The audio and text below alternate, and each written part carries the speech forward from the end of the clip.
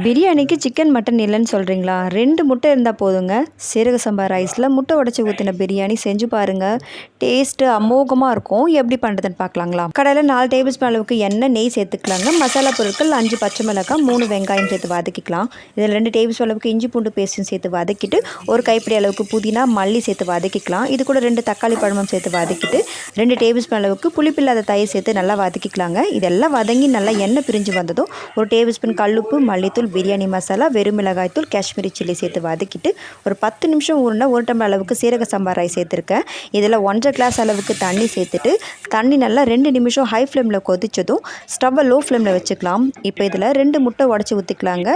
முட்டை உடச்சி ஊற்றும் போது லோ ஃப்ளேமில் வச்சுக்கோங்க. அப்போ தான் முட்டை பிரியாமல் வரும். இப்போ இந்த முட்டை மேலே கசூரி மேத்தி சேர்த்துட்டு மூடி போட்டு தம் போட்டிங்கன்னா ஒரு 10 நிமிஷத்தில் அட்டகாசமான முட்டை பிரியாணி ரெடிங்க. செஞ்சு பாருங்கள். டேஸ்ட்டு பிடிச்சா நம்ம சேனலுக்கு சப்ஸ்கிரைப் பண்ணுங்கள். மறக்காமல் நம்ம பேஜையும் ஃபாலோ பண்ணிக்கோங்க.